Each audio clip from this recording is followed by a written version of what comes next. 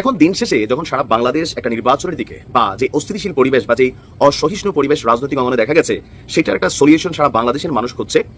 Doctor Mohammad Yunus, জনাব তারেক রহমানের মধ্যে যে বৈঠক, সেটার প্রশংসা সবাই করছে। তখন এনসিপি, আপনার আজকে এনসিপির যে মুখপাত্র আছে, মুখ্য সমন্বয়ক নাসিরউদ্দিন পাটোয়ারির যে বক্তব্যগুলো, এই বক্তব্যগুলোর আসলে পরিণতি কি হবে? বৈষম্য বিরোধী ছাত্র আন্দোলনের নেতাদের উপরে হামলা হয়েছে, এতে 3 জন আহত হয়েছে। বিরোধী ছাত্র আন্দোলন ও এনসিপি নেতাকর্মীদের উপর দুর্বৃত্তরা হামলা চালিয়েছে। নির্বাচন নিয়ে বাংলাদেশের ইতিহাসে সবচেয়ে ব্যয়বহুল বৈঠকটা অনুষ্ঠিত হয়ে গেল লন্ডনে। 5.5 কোটি টাকারও বেশি খরচ করে লন্ডন গিয়ে বাংলাদেশের প্রধান উপদেষ্টা ডক্টর মোহাম্মদ ইউনূস বৈঠক করলেন বিএনপির ভারপ্রাপ্ত চেয়ারম্যান তারেক রহমানের সঙ্গে। 1.5 ঘন্টার বৈঠক শেষে 9 লাইনে 133 শব্দের একটি যৌথ বিবৃতি দেওয়া হয়েছে। সম্মানিত দর্শক মণ্ডলী, যতই দিন গড়াচ্ছে রাজনৈতিক অঙ্গন ততই উত্তপ্ত হয়ে উঠছে। আর রাজনৈতিক অঙ্গনের আপডেট নিউজ নিয়ে আজকের এই ভিডিওতে থাকছে বিস্তারিত প্রতিবেদন। তাই আজকের এই ভিডিওটি অত্যন্ত গুরুত্বপূর্ণ হতে যাচ্ছে। 1 সেকেন্ড না টেনে ধৈর্য সহকারে পুরো ভিডিওটি দেখার জন্য আহ্বান করছি। আর একটি ছোট্ট রিকোয়েস্ট করছি, তা হলো যদি আপনি আমাদের এই চ্যানেলে নতুন দর্শক হয়ে থাকেন, অবশ্যই আমাদের এই চ্যানেলটি সাবস্ক্রাইব করে একটি লাইক দিয়ে পাশে থাকা বেল বাটনটি অন করে দেবেন। তাই আর কথা নয়, চলুন সরাসরি আমরা ভিডিওতে চলে যাই। অন্তর্বর্তী সরকার ও বিএনপির পক্ষ থেকে সে বিবৃতিতে আছে বিএনপির প্রস্তাবের কথা, কিন্তু তার প্রেক্ষিতে ডক্টর মোহাম্মদ ইউনূসের আছে আবারও যদি এবং কিন্তুর কথা। যে সিদ্ধান্ত দেশে নেওয়া সম্ভব ছিল, সেই সিদ্ধান্ত নিতে বিদেশে যেতে হলো কেন, বিদেশে যাওয়া পর্যন্ত অপেক্ষা করতে হলো কেন, সেটা নিয়ে এক ধরনের বিতর্ক যে তৈরি হবে, সেই আভাস আমরা দিয়েছিলাম। সেই আভাস দেওয়ার পরে বেশি সময় লাগেনি, সেই বিতর্ক তৈরি হয়েছে। এবং সেই বিতর্কের পাশাপাশি বিশেষ করে বিএনপি অর্থাৎ একটি দলকে খুশি করতে দেশকে নির্বাচনী আবহের দিকে নিয়ে যাওয়া হচ্ছে, দেশকে নির্বাচনের দিকে নিয়ে যাওয়া হচ্ছে, এমন অভিযোগ করা হয়েছে। তাহলে দেশ নির্বাচনের দিকে না গিয়ে কোন দিকে যাবে? দেশ কি আজীবন এই অন্তর্বর্তীকালীন সরকার শাসন ব্যবস্থার দিকে থাকবে? চ্যাথাম হাউস বাংলাদেশের সিপিডির মতো একটি থিঙ্ক ট্যাঙ্ক প্রতিষ্ঠান, যারা মূলত বিভিন্ন গবেষণা প্রকাশ, সেমিনার আয়োজন করে থাকে। ধারণা করুন তো এরকম আয়োজনের জন্য কত টাকা খরচ হতে পারে? কম করে হলেও এরকম একটি আয়োজনের পেছনে খরচ হয় £1,02,000।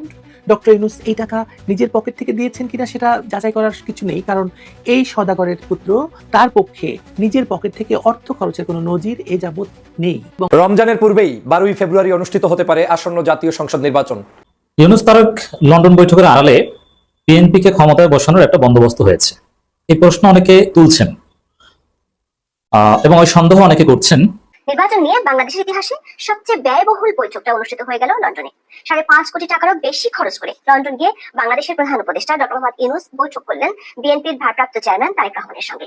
1.5 ঘন্টার বৈঠক শেষে 9 লাইনে 133 শব্দের একটি যৌথ বিবৃতি দেওয়া হয়েছে অন্তর্বর্তী সরকার ও বিএনপির পক্ষ থেকে। সে বিবৃতিতে আছে বিএনপির প্রস্তাবের কথা, কিন্তু তার প্রেক্ষিতে ডক্টর মোহাম্মদ ইউনূসের আছে আবারও যদি এবং কিন্তুর কথা। এর অর্থ হলো যৌথ বিবৃতিতে পরিষ্কারভাবে বলা হয়নি নির্বাচন আদৌ আগানো হবে কিনা, মানে নির্বাচন ফেব্রুয়ারিতে হবে কিনা সেটির উপর এখনো শর্ত প্রযোজ্য।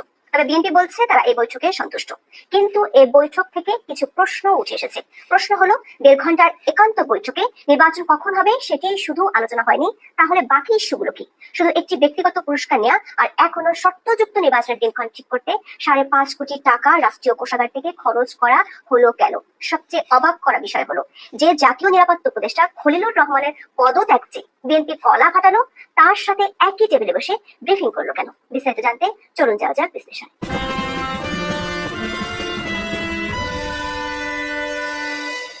অধ্যাপক মোহাম্মদ ইউনূস লন্ডন যাওয়ার পর থেকে তার সফর নিয়ে বিতর্ক তৈরি হয়েছে নানা ইস্যুতে।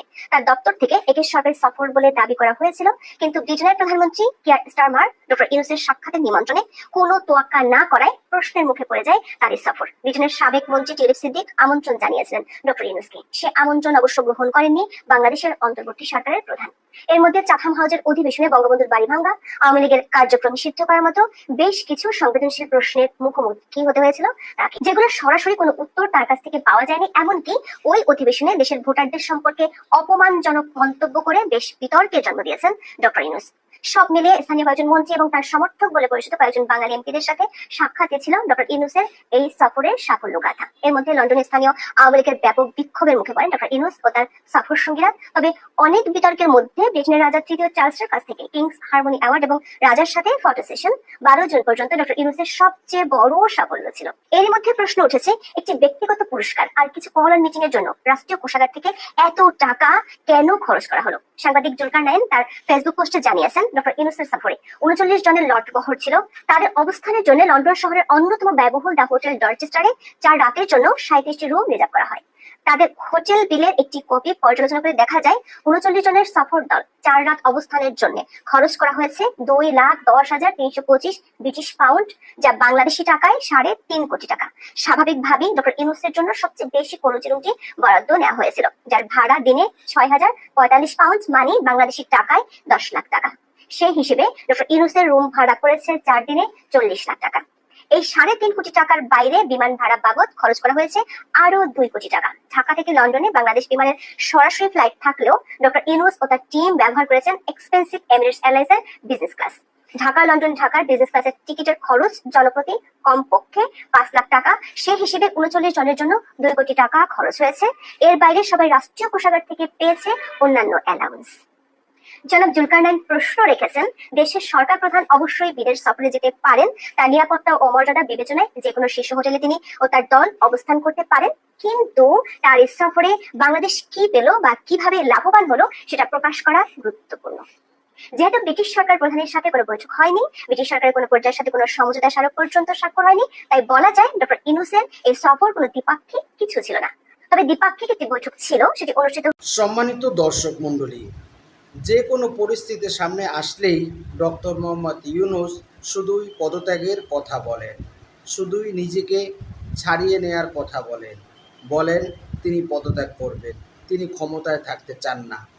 এরকম প্রশ্নের উত্তরে, এরকম কথার পরিপ্রেক্ষিতে বিভিন্ন নেতাকর্মীদের আমরা শুনেছি, আপনি দেশ চালাতে পারবেন না, আপনি কথায় কথায় পদত্যাগ করবেন বলে বসেন, তাহলে আপনি ক্ষমতায় কেন বসেছেন? ছাত্ররা আপনাকে বহুত আশা নিয়ে, বুক ভরা ভরসা নিয়ে আপনাকে ক্ষমতায় আসনে বসিয়েছে যে আপনি দেশটাকে একটি উন্নতশীল রাষ্ট্রে পরিণত করবেন। আপনি সেই লক্ষ্য নিয়ে এগিয়ে যাবেন।